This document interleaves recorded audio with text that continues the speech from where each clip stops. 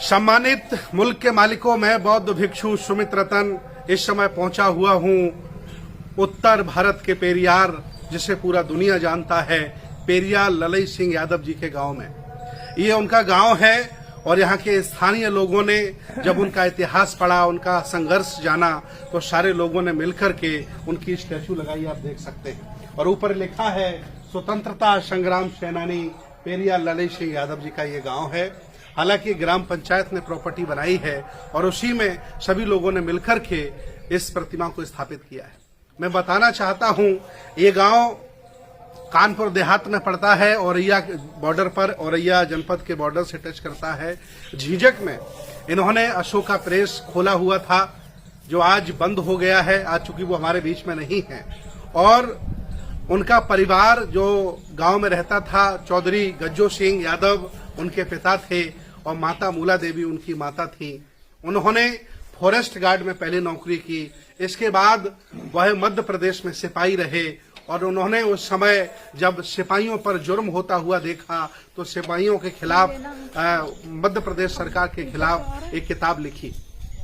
धीरे धीरे उनका रुझान, चूंकि वो आर्य समाजी परिवार से ताल्लुकात रखते थे, देवी देवताओं की पूजा वैसे ही नहीं करते थे, धीरे धीरे जब उन्हें पता चला कि एक शोषक बहुत सारे लोगों का शोषण कर रहा है, तो उन्होंने स्वतंत्रता अपने जीवन में स्थापित करते हुए आम जनमानस को स्वतंत्र करने के लिए एक बहुत बड़ी मुहिम चलाई, जो हमें स्वतंत्रता, बंधुता, न्याय और आजादी की राह दिखाती है। इतना ही नहीं, जब वह अपने ग्रस्त जीवन से निवृत्त हो जाते हैं, नौकरियों से भी निवृत्त हो जाते हैं, फिर वह समाज सेवी बन जाते हैं, आंदोलनकारी बन जाते हैं।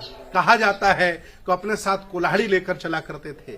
कुछ लोग ये बताते हैं कि कुल्हाड़ी वो इसलिए रखा करते थे कि अगर कोई हमें सताता है और हमें द्रवित करता है, परेशान करता है, तो उसका हम मुंह तोड़ जवाब दें, ऐसी उनकी मान्यता थी। आज मैं उनके गांव में हूं और हमारे साथ रघुराज सिंह यादव जी हैं, जो किताब उनके द्वारा हिंदी में अनुवाद की गई, पेरियार रामास्वामी नायकर की किताब सच्ची रामायण हिंदी में, उसके आप प्रकाशक रहे हैं। और जितनी भी किताबें 10 किताबें उनके द्वारा लिखी गई, उनके सबके आप प्रकाशक रहे हैं।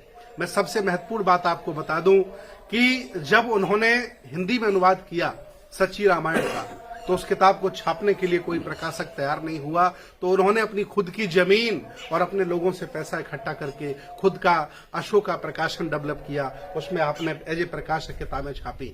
बाद में जब वो नहीं रहे तो उन्होंने भारतीय बौद्ध महासभा के जैन आदित्य जी को अपने जो भी प्रकाशन का सामग्री थी वो दे दी।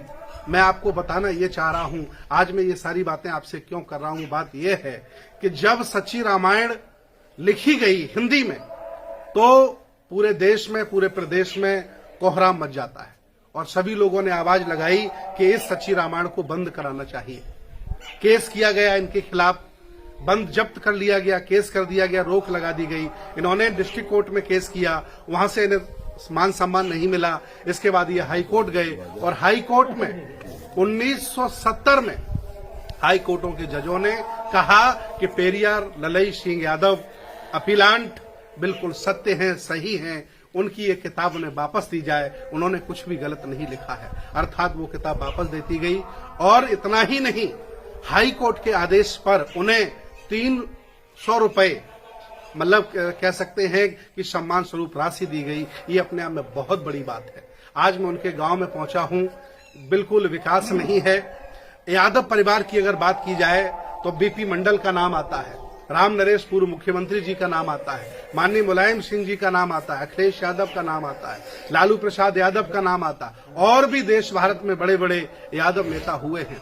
उन्होंने राजनीति के माध्यम से परिवर्तन करना चाहा। उनका घर देख लीजिए, उनका परिवार देख लीजिए और उनके चेहरे की चमक देख लीजिए, उनकी स्थापित संस्कृति की एक पराकाष्ठा देख लीजिए। लेकिन ललई सिंह यादव ने सामाजिक न्याय के माध्यम से समाज सेवा की, धर्म का काम किया, अंधविश्वास, पाखंड, कुरीतियों पर कुठाराघात किया, तो आज उनका कोई नाम लेने वाला नहीं है। मैं अपील करता हूं कि देश भारत में जितने भी लोग रह रहे हैं, अगर वो ललई सिंह यादव के कामों से प्रभावित हैं और उन्होंने अगर ऐतिहासिक काम किया है, वो बहुजनों के महानायक हैं, तो एक बार उनके गांव में आए और इस मूर्ति पर आकर के पुष्प अर्पित करें। मैं अपील करता हूं कि यहाँ उनके नाम से एक प्राइमरी स्कूल बनना चाहिए, उनके नाम से इंटर कॉलेज बनना चाहिए, उनके नाम से डिग्री कॉलेज बनना चाहिए, उनके नाम से इंजीनियरिंग कॉलेज बनना चाहिए। अगर आगे अगर सरकार हमारी बात मानी तो हम अपील करेंगे कि ललई सिंह यादव को जिंदा किया जाए। वो साधारण व्यक्ति नहीं थे, वो असाधारण व्यक्ति थे।